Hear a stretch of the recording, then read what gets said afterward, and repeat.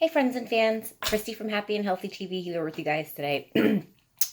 Doing a little presentation on vitamin C. So in keeping up with our whole vitamin class that we've had going on, we've gone through most of the B complex vitamins. And I figured because I try to answer your questions, whether it's on Facebook or it's Instagram or, there's different things that are sent to me by email. I like to make sure that anything that's a new topic or a topic that's been coming up frequently, something that's just a buzz thing. Let me talk about it. So, vitamin C has been coming up a lot lately, which has been interesting. A lot with the Lyme community that I work with, and interestingly enough, as well with cancer patients. There's a couple other instances where I've seen just a lot of really good research that's being put out, which is amazing. So, I'm all about research, and I'm all about sharing really cool research with you. So, let's get on with this. So, vitamin C is known also as ascorbic acid. It was basically started to be used in supplements. We were talking back in like the early 1930s when the RDAs were first recommended. Now, let me explain something to you first and foremost. Vitamin C, when the RDA's recommended daily allowances were established back in 1930, guys, this is like 100 years old. We're using these very antiquated levels of vitamin C. It tells us the average person only requires 60 milligrams of vitamin C a day. Holy cow, is that wrong based on, all of the research that's gone on over the past, few decades, really, and especially within the past decade, I'd like to say there's been just a ton more information on that. Um, 60 milligrams of vitamin C is enough vitamin C to prevent like rickets and scurvy, which are diseases that, of course, are no longer around because typically people get that. But there are times where in certain climates, or if you're eating a certain diet, maybe you're eating a keto diet and you're not getting enough carbs, you may lose your vitamin C content. And so we're going to be talking today about the benefits of vitamin C, the deal with vitamin C, and the foods that you can obtain it from. Excuse me, guys. Ooh, I should have brought water with me today. Anyway, one of the first things to point out again is the RDA. So RDAs are saying that we only require the 60 milligrams of vitamin C a day. Studies have shown for optimal health, you need at least 1,000 to 3,000 milligrams a day. And it's really interesting that you see vitamin C a lot being sold in things like Emergency or Airborne, which is a product that helps, it's like Emergency to boost up and bolster your immune system. Vitamin C kicks ass at bolstering the immune system. It is one of the best tools that we have. It helps cells that have oxidized or have lost oxygen, your anaerobic and aerobic cells to, it prevents oxidation. So that's why it works so well in cancer patients. If a cell doesn't have enough oxygen, vitamin C is an excellent and water-soluble antioxidant that goes ahead and adds that back in. Here's an interesting story for you guys. I had read something a couple of years ago, and it kind of just was brought to mind as I was thinking about, just stuff to talk about with vitamin C. So I had a friend who had a patient who was hospitalized for cancer, and the person did not want to go through traditional therapy through Western medicine, so did not want to do chemo that had been recommended. However, that same person had gone to go see a nutrition professional who provided information on IV vitamin C. So if you haven't heard of that before, it's probably because it's very difficult to obtain in the United States. It is not covered by insurance. Now, mind you, this is a vitamin, so I mean, you'd think that it's not going to be very expensive, but IV vitamin C is. But the cool thing with this is that this woman that had been in the hospital wrote a letter to the hospital board complaining that no one would administer vitamin C to her. Finally, the family just kept going at it with them, and they went ahead and did it. That woman no longer has cancer. So I just want to put that out there. That's how powerful vitamin C can be. In my own situation, IV vitamin C is actually used a lot to treat Lyme disease, and particularly with things added like ozone, which is adding it's O2 with an extra molecule, so it's reoxygenating cells. You put these two things together, and it's like powerhouse deal. So there are a lot of things I recommend vitamin C for. So certainly if you're looking at a regular multivitamin, you can go back and check on the one that you have at home. I can guarantee you, unless it's a higher quality vitamin, you're only getting this really horrible 60 milligrams of vitamin C, which again, for optimal health, for daily health, should be between 1 to 3,000 milligrams depending on your weight. Because vitamin C is water soluble, you can take more than that. I've seen people take up to 5,000 milligrams of vitamin C a day, orally. As far as doing it by IV, there's all different administrations for that. I've gone up to an entire gram of IV vitamin C being administered at once, maybe even more than that at times. Interestingly enough, the vitamin C that I recommend is actually not from the United States, it's from Germany. Germany makes the best vitamin C that I've ever seen. So there are quite a few companies that you can go through for that. IV vitamin C particularly is better sourced from Germany. There are reports and studies saying that IV vitamin C from the United States has got heavy metals in it and all kinds of terrible things that you don't want to be putting in your body, especially if you've got cancer, if you've got Lyme disease or any degenerative disease or chronic illness at all whatsoever. Around cold and flu season, I'm very funny in my practice. I start throwing emergency packets at people, actually. If I have somebody that's coming in and coughing and sneezing all over the place, it's like, oh gosh, you're not up on your vitamin C. Let's kind of get you back in a better spot with that. So that's really, really important. So I like to make sure I stress that to patients. So emergency, airborne, anything you can get, especially around cold and flu season, or if you're a teacher and you're around a lot of sick people, or if you're working in a hospital, if you're just in healthcare and you're working around a lot of people, if you have an impaired immune system in any way, you definitely should be taking vitamin C over the extra vitamin C over the winter months, in times of extreme fatigue. And there's a couple of indications for it. So we'll go through more of them as I go through this. So, it's just a little back history, just if you want this, besides the really horrible RDA recommendations from 1930 that are antiquated, which please somebody, change those. Certainly I put these videos out there for informative purposes based on research. And I hope that, people are able to, sorry guys, I'm getting calls and a lot of text messages today. Today's been very busy. Sorry, patients, we're filming right now. We'll get back to you as soon as we can. Anyway, so something to read. Because of its widespread use as a dietary supplement, vitamin C may be more familiar to the general public than any other nutrient. Find that to be true. Studies indicate that more than 40% of older individuals in the U.S. take vitamin C supplements, and in some regions of the country, almost 25% of all adults, regardless of age, take vitamin C. Outside of a multivitamin, vitamin C is also the most popular supplement among the groups of registered dietitians. So true. And nutritionists and holistic nutritionists and health coaches. This does not have that on there. Let me add that disclaimer. We all love vitamin C. And 80% of the dietitians / nutritionists, other nutrition professionals who take vitamin C take more than 250 milligrams. Yeah, I mean, that's some good information that I pulled from a research study, or from research that's been done. But yeah, honestly, it just in my experience, and I've treated like thousands of patients over the past 10 years.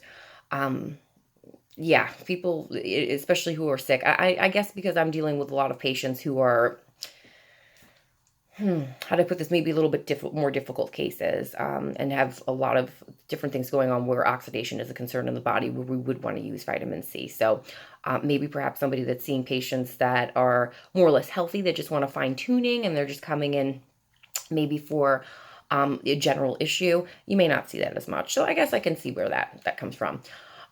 So what are the benefits of vitamin C? So I explained some of them to you. Again, free radical damage. There are tons of things out in the world that affect our cells. Your environment affects your cells. Like if you have, if you're exposed to toxins constantly, whether they be from different pollutants or smoke, or I've had patients who, or other runners who like run on really busy roads. And I always tell patients, please don't do that. You're breathing in exhaust fumes from cars. That's like not a good idea. A lot of times the places I run are more desolate, or if I run a track or things like that. Vitamin C has been proven to lower cancer risk. That is actually a claim that's allowed to be put on vitamin bottles, which you don't see very often. It is very rare that a vitamin company can obtain the right to claim something like that because of some red tape with the FDA. And I know that from working for vitamin companies. So I can definitely adequately tell you that. And I think, it's something that I think that needs to really be changed. The other thing that's interesting that most people don't know is that vitamin C and vitamin E work really well together. They're buddies. And you need enough vitamin E in your diet in order to break down vitamin C. The other interesting thing is vitamin C, like we said, is an immune system boosting vitamin along with vitamin A and vitamin E. Here's the difference with vitamin A and vitamin E when it comes down to things. They obviously do different things in terms of what processes and things that they're helping in the body. But the interesting thing, they're fat soluble, vitamin A and E. So you have to be careful not to overdose. For vitamin A, I usually have patients, and then this is over the recommended daily value. So you may look at my video and be like, hey, what is this girl recommending? This is way higher than what you should be taking. If you look up the most current research, I have, really researched this and know my stuff on it. 10,000 international units of vitamin A day. And I would recommend that for anyone for optimal health. Again, you do have to be careful because it's fat soluble. If you have problems with your gallbladder or difficulty digesting fat, that may be a concern. So I'm always concerned about fat soluble vitamins with patients. Vitamin E on a regular multivitamin, you'll see like 400 IUs a day. That's it. It's ridiculous. Again, excuse me, I'm making all kinds of really gross sounds. I'm coughing. I'm sorry, guys. I should be taking and drinking vitamin C right now. Take my own advice. I took my vitamins this morning, but, maybe a little bit more C. My multi actually has 3,000 milligrams of C in it, so I'm kind of covered, but maybe I need a little more. So yeah, you need vitamin E again to break down vitamin C, and you have between the antioxidant vitamins A, C, and E. So remember ACE is a good acronym for that. You always want to take a look at the fact that vitamin C is a little bit more, not as dangerous per se. You have to be careful when you're doing it intravenously, but if you are taking it orally, because it is water soluble, much safer. Again, the amounts of vitamin A and E in multivitamins as a whole and vitamin C or antioxidants are just not enough. So absolutely are there times, especially in times of stress. We burn through a lot of B vitamins when we're stressed out, in addition to the fact that alters our immune system function. So if you're going through emotional stress, if you're going through stress at work, if you're going through stress at home, if all of those things are stressful for you, you might want to talk to somebody about that. Or maybe start meditating or, doing some personal development type of work or something. But keeping in mind that you should be boosting the amounts of these vitamins during those times. Iron absorption. So I get a lot of patients say they're anemic. Believe it or not, that's actually an issue with B vitamin loading. Most people don't pay attention to the fact that the precursor to B vitamins, to iron, are B complex vitamins. So all of the B complex, every single one of them. A lot of patients that I've tested who are anemic that have iron deficiency, I'll go back and look at a metabolic panel, a special one that I'll order through Genova Labs or something like that, and see that they have B vitamin loading problems, or there's problems with methylation in the body and things like that. I've actually seen patients with testing that has come back that has shown that the person has such severe oxidative damage. I have actually not diagnosed, because I'm not allowed to make a diagnosis like that as a nutritionist, but have been able to speak to a physician after running test results and saying, hey, I have a patient with extraordinarily high oxidation levels. Either the patient is not taking or absorbing enough vitamin A, C, and E, or, there's some sort of issue going on here. Is it cancer? Is it some other autoimmune problem?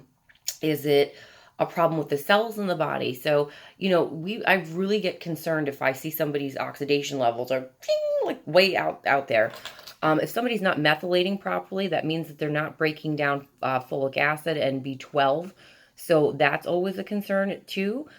So I think that if you're looking at iron absorption, that's really important to pay attention to that, because again, those B vitamins are precursors. So there's all kinds of little signs that we get through patient clinical history, but also looking at backup follow-up blood work or urinalysis to indicate those things. So what are some signs that you're deficient in vitamin D? Well, obviously, we talked about quite a few. Poor wound healing is one. Certainly that would be the case with diabetic patients as well, or people with circulatory problems. You'll see poor wound healing. But if you have a cut that doesn't start to scab and things like that, vitamin C helps with that. So if you keep getting wounds and especially with a lot of my diabetic patients, I'm always concerned about their vitamin C intake. So people with diabetic ulcers in their feet and things like that, certainly you don't want to lose a limb. Fortunately, I've never had any of that happen at any of my patients. But yeah, I could see how devastating that would be for somebody. So it's really important to pay attention to. Frequent colds or infections. So again, if vitamin C boosts your immune system, it is no secret to anybody, especially if you're surrounded by germs or you have an impairment with your immune system in some regard, that a lack of vitamin C can cause frequent colds and infections. So you want to pay attention to that. Lung related issues. So I can speak from personal experience on this. And a lot of times you guys see from all of the things that I've been through health wise, I can speak from personal experience and as a practitioner. So I wear both hats in this situation. So lung related issues. So depending on what's going on with, your lung function, certainly I can tell you, at least in my situation anyway, when I was down, here's a good example. When I was down on vacation last November, when I was with my son, and every morning while I was down there, I started waking up feeling like I was sick, which, isn't abnormal for me. I have a lot going on with my Lyme disease right now, and we're working on fixing that. Once again, so we're working on getting in remission. So I'm not in remission right now. The thing that was interesting was that I noticed I'm feeling like this. So fortunately, one of my dear friends and fellow nutritionist and former coworker, Renee Barbis, had been with me, and we joked around. It's like, oh, she was trained well, because maybe it was like the third morning I woke up, my throat started getting sore, I started having issues with my lungs, and I'm like, okay, what's going on here? I have sarcoidosis, so I already have a predisposition to have lung problems. And you guys know from my previous videos, I do stat. So the whole point to this is that I knew right away, I'm like, okay, something's going on with my immune system. Let me start taking more probiotics, in addition to adding some emergency, which is filled with vitamin C. So you have to see me. I'm this is a dedicated nutritionist. Gulp down a handful of probiotics. Renee's awesome. Comes to my hotel room door and brings me this huge box of emergency. She's awesome. And I'm like, thank you so much. Obviously when I travel, I take that with me, but this particular time I did not have it. I did have probiotics, so I had that with me. Yeah, I would want to say over a course of like 3 or 4 days, every morning I was waking up not feeling well. So I would just chug all of this emergency, and then I would take it around with me as we were, doing different activities throughout the day. I have to say, by 2 or 3 hours after I would take that, I'm like, okay, I can get up and I'm moving again. I did come back and find out that I had pneumonia and 2 collapsed lungs. So I'm positive, absolutely positive. Had I not been in taking the emergency, that would have been way worse. And the fact that I was actually walking around with 2 collapsed lungs, granted, I was on oxygen and in a scooter, so I wasn't walking that much. My friend Christine, my PA best friend, will look at this video and, will tell you how many times that she almost had to physically sit on me. So I would sit down in a wheelchair. I did not want to do that. Avid runner me kept trying to get up and make a beeline away. Poor Christine, having to babysit my pain in the butt. I don't listen to anybody self, but that just goes to show you not having enough vitamin C. So, I'm traveling to a different environment. The body takes some time to adjust. I have a faulty immune system. Hello.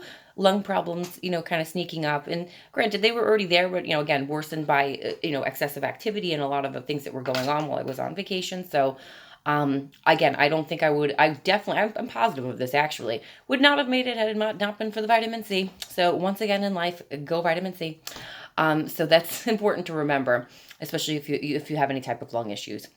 So you want to be on a lot of vitamin C if that's the case.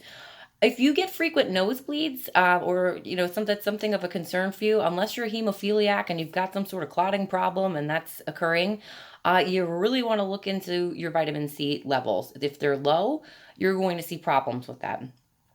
So if you're a frequent person who's having frequent nosebleeds, you want to check into that.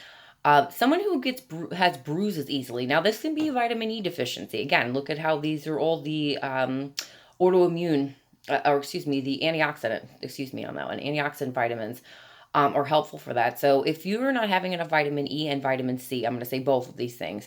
A lot of times if you start seeing bruises on your body, I'm like, hey, I didn't bang myself into anything. I happen to be very clumsy, but I almost never get bruises because I usually take a lot of vitamin C. So matter of fact, even though I fell on my knee the other day and still wound up not getting a bruise, nor did it get swollen. So again, go vitamin C for that. It works very well. So again, I could tell you that based on experience. Anemia. So again, I talked about this before. I don't have to read my PowerPoints. I don't know why I put them up. It's just so I go in order and I don't have ADHD moments like right now. If you're anemic, remember, you want to take a look at your B vitamin loading, because again, uh, you want to make sure you're getting enough B vitamins and vitamin C, because that helps with iron absorption, which if you're not absorbing iron or if you're not getting enough of it, that is going to lead to anemia. So all of those factors all play a role there. Remember, the body works synergistically together. So it's really important to not just look at, okay, this one vitamin does this. Well, how do they all work together? That's why we have macro and micronutrients. So that's really important to take a look at that. Weakness and tiredness. So I can definitely tell you when I'm doing IV vitamin C for my Lyme disease, I have so much more energy. It's like ridiculous. You'd think that somebody just gave me like an entire bottle of B complex and I'm just hopping up and down and, off and doing my thing. So if you find yourself weak or tired a lot of the time, you may want to see if you have any of these other symptoms that could be leading to a lack of vitamin C. Here's another one. So, this could come from a lack of omega-3s too, but let me put this out there. Swollen or painful joints. So if you notice that you're having joint issues, again, I can speak to people with rheumatoid arthritis on this, or I can speak to people who have Lyme disease on this. We usually have a migratory issue with arthritis, or or actually diagnosed with full-blown rheumatoid. So you would want to check into that if you're noticing swollen or painful joints. If you're like me, who's constantly running and doing things like that, or working out and stuff like that, holy cow, from having Lyme, I get swollen and painful joints every now and again. If I'm not keeping up with my anti-inflammatory regime. So, if it's not coming from another cause, you really would like to check out vitamin C there. So it could just be a lack of a simple vitamin that's causing this. You can easily fix that problem by supplementing it. Of course, with any of these issues, if you're having them, my disclaimer is you have to consult a doctor. You want to make sure you get a workup and make sure nothing is going on. But if that doesn't reveal anything, more than likely, it's a nutritional imbalance or deficiency. So definitely pay attention to that. So what foods have vitamin C in them? My favorite food that has vitamin C in it has to be any dark green leafy vegetable. So if I took you guys over to my refrigerator right now, there's there's actually like 5 containers of like spinach and like mixed greens in my refrigerator.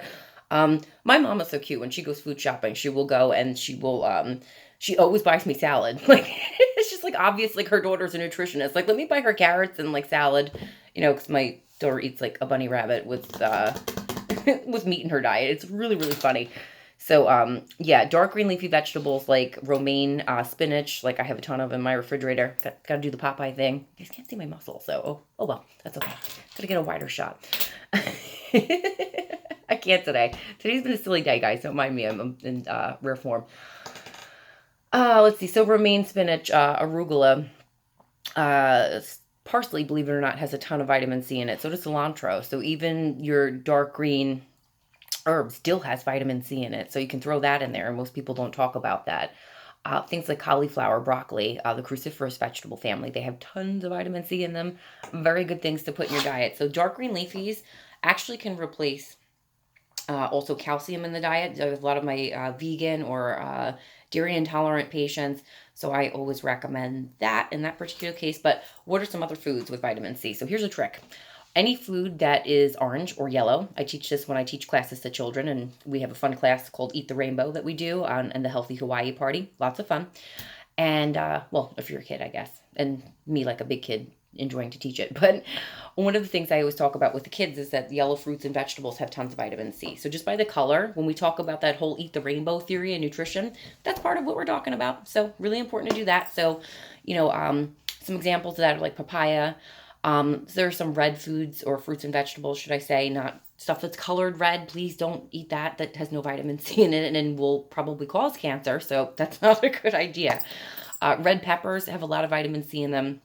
I would never, ever, ever buy not organic red peppers. If you look at the Dirty Dozen list, red peppers are at the top of the list, which means if they're not organic, they are covered in pesticides. And if I took an organic red pepper and stuck it up next to a non-organic one, let me tell you, and you'll notice this if you pay attention to enough, the color of the red pepper that's organic is much deeper, which means there's a lot more vitamins in it, and that goes with any organic food. And I've seen like really funky like red peppers and like very bizarre shapes. It's like they're genetically modified. They're covered with pesticides. Please, patients and people that are watching this, do not eat red peppers that are not organic if you can possibly do that.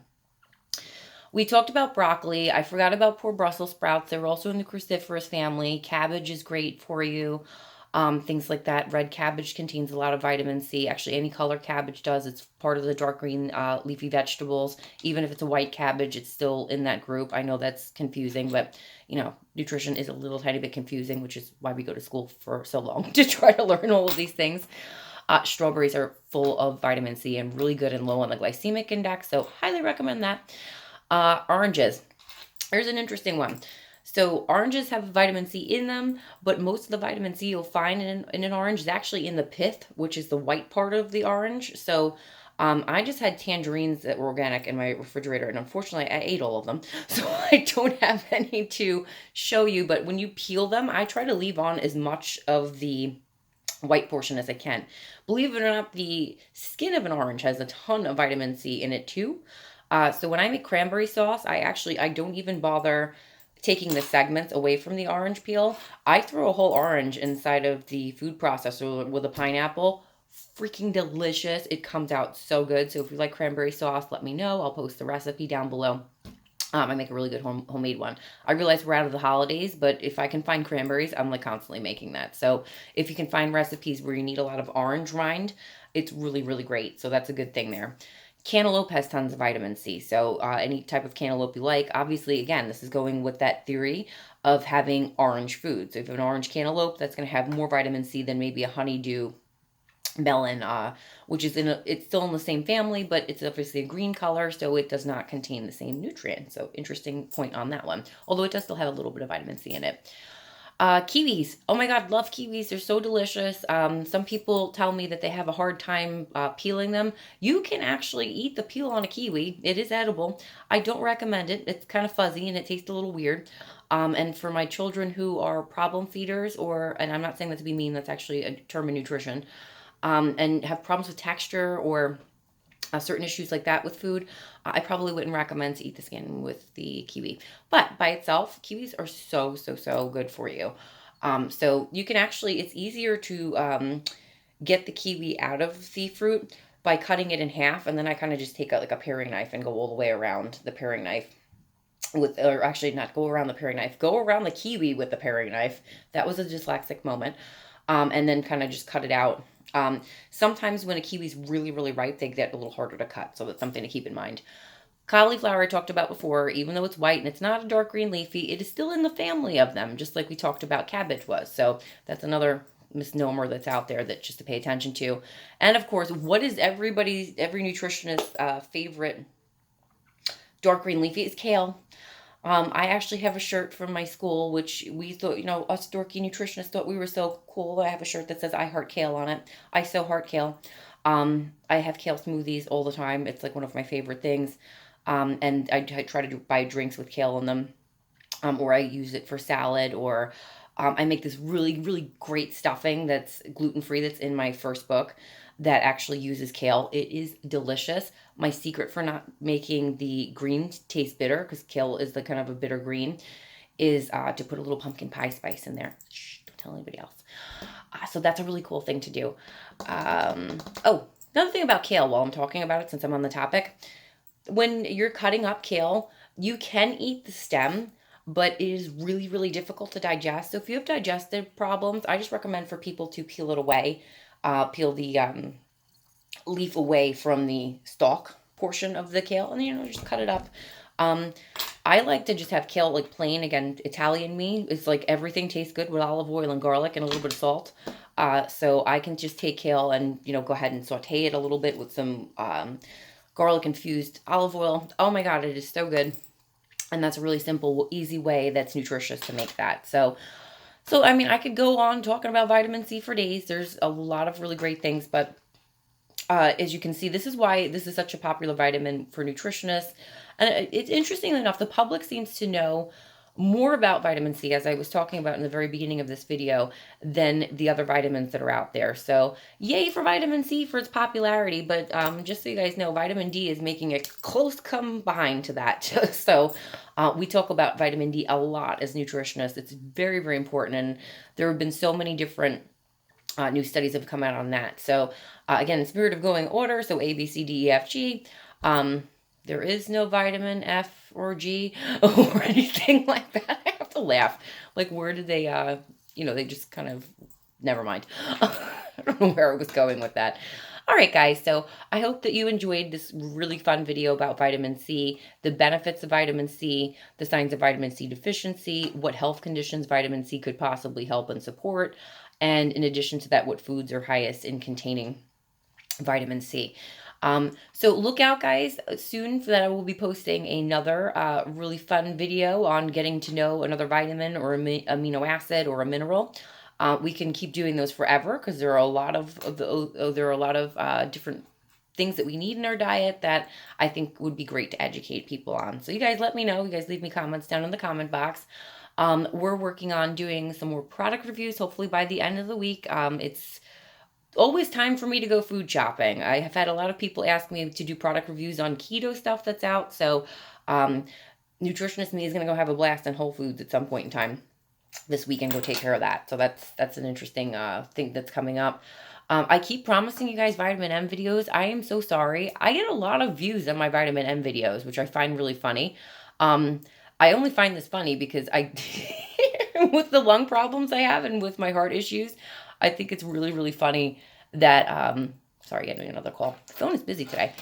The heart and the lung issues I have, I find it funny that I'm so avid with playing the flute, but it actually helps out. But yeah, you'll see my vitamin M videos pop up. Hopefully I can get a couple of new songs down. I haven't really been practicing, to be honest with you guys. There's been other things going on that have kind of taken me away from that. So, I promise I'll get one out, hopefully before the end of January. I always like to get a song to sound good and not squeaky before I put out these silly vitamin M videos that come out. We're definitely filming another video of 100 Days of a Girl with Lyme documentary. I had a really crazy experience at about 4 o'clock this morning where I had spoken to somebody on the phone for like 3 hours because of different things that I had going on with that I needed to handle. And I think it would be an important topic of conversation for our next 100 Days of a Girl with Lyme documentary. So not telling you guys what it is yet. You guys can wait to be surprised on that one. But I look forward to sharing that with you too. So as always, guys, thank you so much for watching our video today. Hit the subscribe button below if you want to see more fun videos from me on various nutrition topics and the occasional me dancing like a pixie and being silly playing my flute. You can hit the bell next to the subscribe button to be informed of when we have a new video that comes out, and you can go ahead and check it out, share it, like it, do all kinds of fun stuff with it. It's always a pleasure to be able to pass this information to you guys and anybody that's helpful. So that's always my mission. All right, everyone, have a great day and take care, and make sure you take your vitamin C. We're in cold and flu season. Love you guys. Bye.